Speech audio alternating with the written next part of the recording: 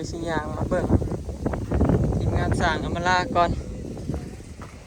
แม่พญาจักไปใส่เมื่อกี้นี่เห็นเพิ่นมาอยู่เด้แต่ว่าจักเพิ่นไปใส่ละสบายดีเด้อพี่น้องสบายดีเบิดทุกคู่ทุกคนเนาะสบายดียามสายๆพี่น้องสั่งข้าวบ่นะใกล้สิแล้วนะเริ่มแล้วทั้งหลังใส่ปั้นชีหน้าเรียบร้อยใส่สังกะสีเรียบร้อยเมื่อวานนี่บอยบ่ได้ออกมาเบิดมื้อพี่น้องเนาะชิมาซ้อมก่อน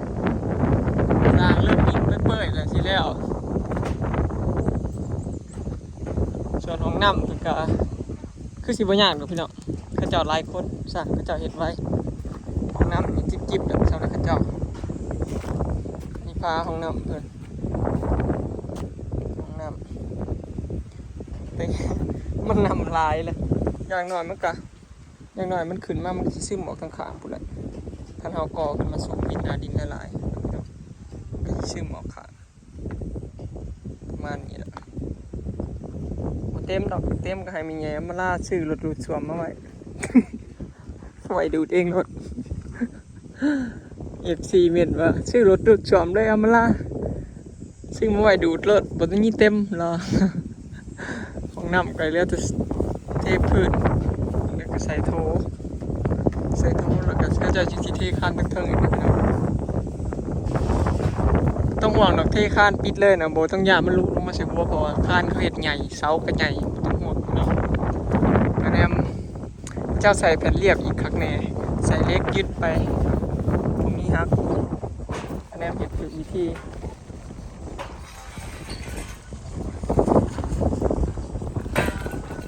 มากันครบอยู่พี่น้องมือนี่กะเจ้าตัดสังกะสี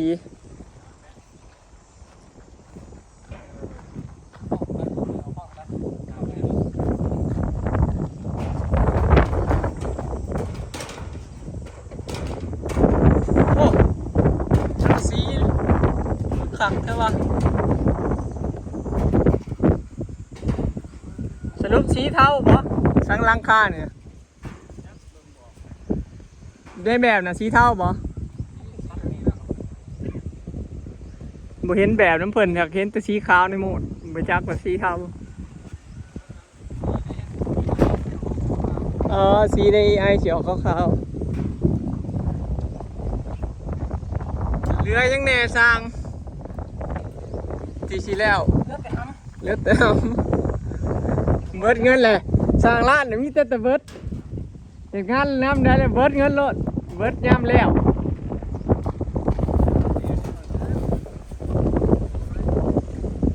จักมือสิแล้วมือนี่สิเรือห้องน้ำมือนี่นั่นแล้วพี่น้องหลังคาสรุปก็คือมือนี่แล้วเนาะหลังคา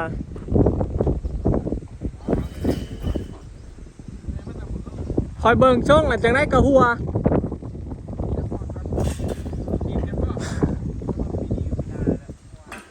ปีนี้นะหัวแน่นอนฝนสาดเข่าแน่นอนมันยังบ่ทันแอมเด้โมเมนหัวในช่างกระซีดอกมันหัวแต่มันสาดเขา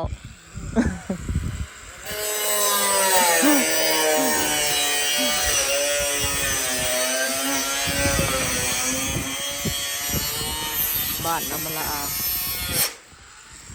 งามเลยพี่น้องก็เห็นมันใส่โค้งหลังคาแล้วงามเนาะหลายคนมาเป็นห่วงเรื่องมันสาดห่วงเรื่องพ้นสาดเขาเพื่อนเขาเจ้าก็จงห้างลิ้นไล่เติบอยู่พี่น้องบ่ได้ให้มันกิดแห้งอยู่ด้วยเขาเจ้าก็จงห้างลิ้นให้มันวิดให้แบบวิดบอลนั่นเขาก่อขึ้นอยู่ด้วยคันเขาเห็ดห้างลิ้นแบบพอดีเลยกับเล็กดำมันสีเขาคือแบบซีผมว่าอันนี้แต่ว่าเขาเจ้าแบบยืดมาลายอยู่พอบ้านมันทรงนี่มันเป็นทรงเมืองนอกเนาะนอร์ดิกมันเป็นทรงบ้านเฮาจริงๆมันก็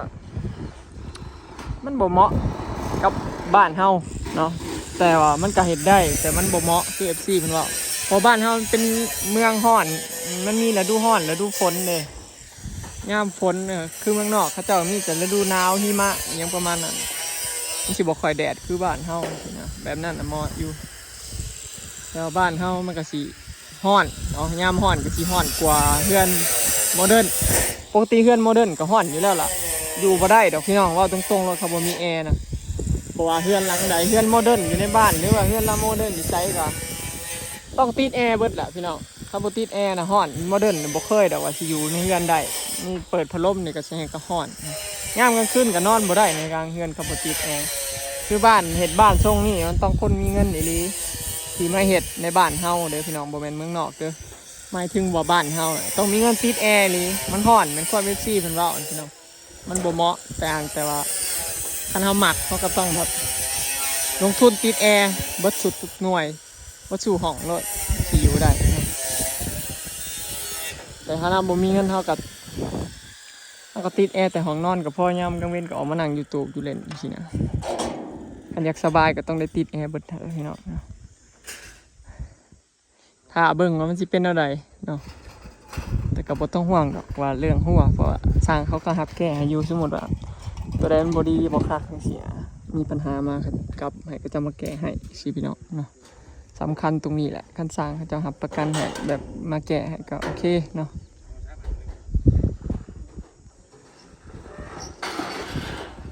มาลาเป็นเห็ดใหญ่พี่น้องตอนที่คุยกันกับบอยกับเพิ่นเศษหมดนี่แหละแต่บ่ได้คิดว่าเพิ่นเศษใหญ่ปานนี้นะตะกี้มันแค่เสา8 ต้น 9 ต้นบ่ได้กว้างปานนี้บ่ได้ใหญ่ปานนี้นะคิดว่าเพิ่นเศษแบบบ้านสวนพอดีอยู่เพราะว่าเพิ่นอยู่ผู้เดียวนะพี่น้องเนาะบ่จำเป็นต้องเฮ็ดใหญ่ก็ได้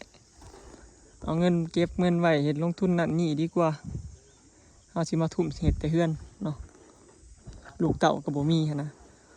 แต่ก็แล้วแต่เพิ่นพี่น้องเพิ่นมักเพิ่นเฮ็ดแล้วใดเพิ่นมักเพิ่นจะเฮ็ดก็แล้วแต่เพิ่นเนาะพี่น้องมักไผมักมัน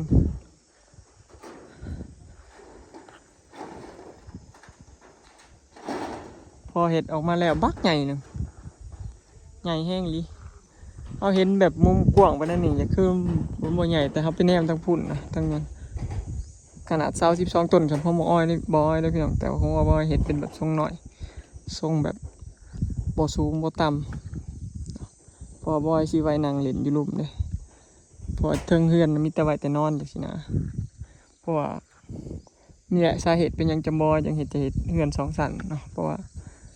หนึ่งมามันก็มีบ่อนส้นห่มอยู่ห่มมันห่มเย็นเลยถ้าเราเฮ็ดเฮือนโมเดิร์นมันสิได้อยู่แต่ในเฮือนแล้วก็หาบ่อนส้นแถวนอกนะอันนี้เฮาบ่ต้องหาพี่น้องเฮาก็นั่งเล่นในเฮือนอยู่ในกลางเฮือนเลยเนาะเพราะว่ามีหมู่แนะนำมาก็บอกบ่อยู่ว่าคือบ่เฮ็ดเฮือนชั้นเดียวนะเฮือนโมเดิร์นชั้นเดียวมันจังสิบ่เบิดงบหลายเขาเจ้าแล้วก็สิเฮ็ดบ่ยากแป๊บเดียวแล้วสินะบ่มักพี่น้องเนาะเลยเฮ็ดทรงนี้แหละยังอยู่ง่ายสบายคือเฮือนแบบนี้ก็ดีอย่างเนาะเสียแต่ขอเดียวแหละพี่น้องมันฮ้อนแต่บ่ต้องห่วงดอกพี่น้องไม่เท่าอำลาก็ช่วยรวยๆมากแต่เราสิติดแอร์เวิร์ดนี่แหละ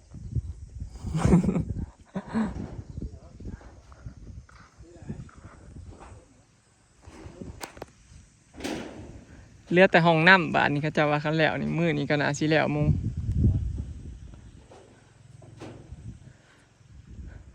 บัดซีหน้าอันนี้มันเอายังใส่ซะบ่สร้างบัดเพิ่นใส่นะจะเป็นแผ่นเรียบเอาแผ่นเรียบบ่แผ่นเรียบปาดแผ่นเรียบทาสีเอาเนาะ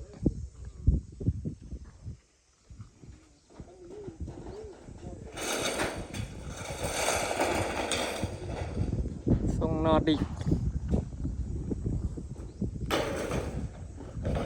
คาดแม่นว่ามีเงินเนาะเห็ดหลังคากระเบื้องจะเป็นแผ่นตัวบอยว่ากระเบื้องอันกระเบื้องที่เป็นแผ่นสี่เหลี่ยมก็เอิ้นหลังแผ่นนี้ก็แห้งสีงามเลยทรงจ่วยทรงปุ๊บก็นี่งามเลยกระเบื้องแบบนี้ก็งามที่นั่น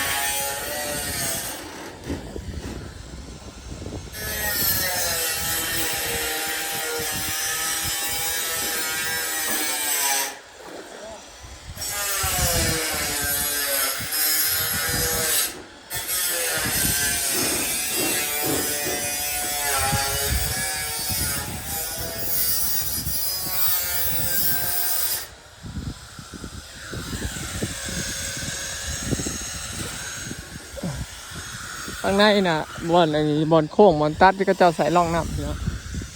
ร่องน้ำมันไหลลงมาลังคาจังเลยมาเบิ่งข้างในกลางเงิน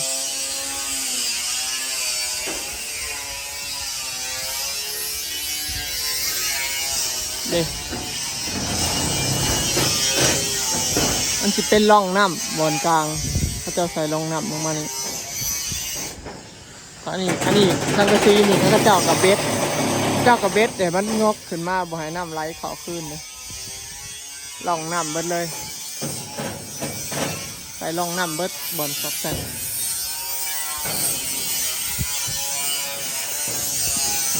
เรือมุ้งอีก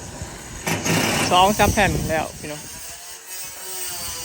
คือว่าแล้วนั่นแหละมื้อนี้ก็มื้อแรงเขาเจ้าน่าสิได้ต่ออยู่ห้องน้ำหมดแล้วช่วงแรงๆช่วงค่ำ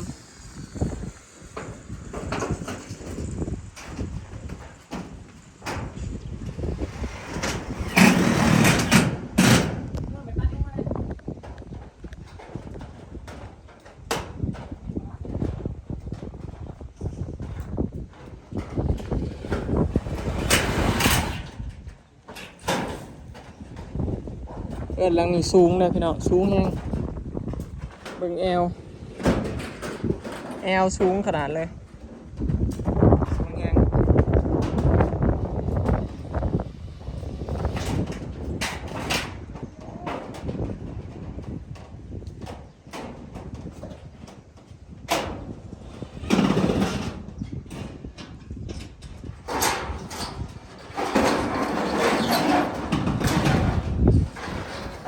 สีเทา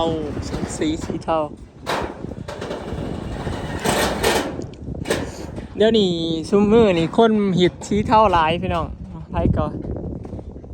ซุมมือนี่กำลังเริ่มแบบหิดสังกะสีเทาหิดตัวบ้านสีเทาเลยเนาะคือฝั่งไทยเขาเจ้าก็เห็ดสีเทาหลายเลยนี่เราก็เห็นแบบมาจากทั้งนั้นแหละอะไรก็สังกะสีเทาถ้าเบิ่งบัดแล้วพี่น้อง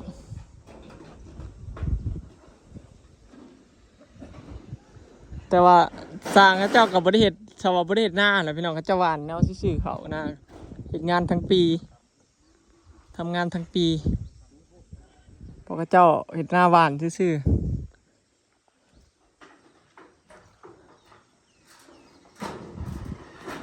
หวานแล้วก็แล้วบริยากไถหน้าบริยากหุดไถหุดดำหน้าเด้เขาเจ้าเฮ็ดหน้าสบาย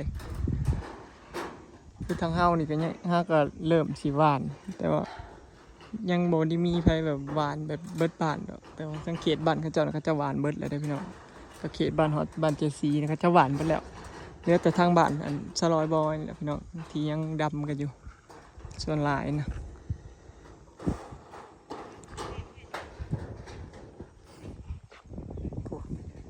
ฮักก็เว้าแม่พญามาเลยแบกยังมาเนาะกับเขาบ่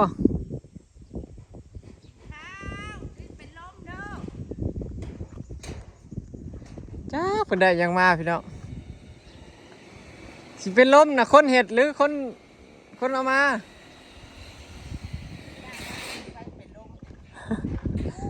โอ้ยเบสก็เขาอยู่เพื่อนมาเดี๋ยวเราต้องดังไพ่พิงสบายดีนะจ้าสบายดีพี่น้องจะเห็นยังกินเอาพัดหญ้าให้เขาจะกินพัดหญ้าโอ้กับอันนี้เมนูเด็ดของบาลานี่ทอดน่องไก่กับทอดชิ้นไก่มันตายเมื่อวานได้ทอด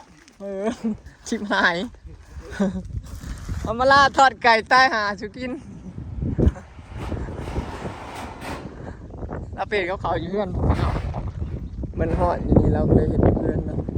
เห็ดอยู่เพื่อนเป็นอะไรง่ายเพราะว่ามันอยู่นี่มันแดดเนาะเห็ดอยู่เพื่อนจะเอามากก็ได้มันจะบ่ยากคนเครื่องคนครบไปมานะเพราะว่าอยู่เพื่อนมีครบโอเคเนาะพี่น้องคลิปนี้ก็สิเขาเก็บภาพบรรยากาศสำนีเด้อเนาะพี่น้องเดี๋ยวรอติดตามเบิ่งเนาะว่าจะเป็นยังไงอีกต่อไปแต่ว่าข้าเจ้ามื้อนี้แล้วเนาะมุงหลังคาเหลืออีกแค่น้อยเดียวเห็นบ่แล้วก็เจ้าก็จะไปต่อห้องน้ำสรุปเพื่อนก็ถือว่าออกมางามพี่น้องออกมางามแฮงหลังจากที่มุงแล้วงามเนาะเดี๋ยวรอเบิ่งห้องน้ำเอามาลาต่อบ้านนี้สิ ลิปนี้ก็สิเก็บภาพบรรยากาศสำนีเด้อเนาะพี่น้องฝากเบิ่งคลิปฝากเป็นกำลังใจเบิ่งโฆษณาให้หน่อยเด้อเนาะไปแล้วสบายดี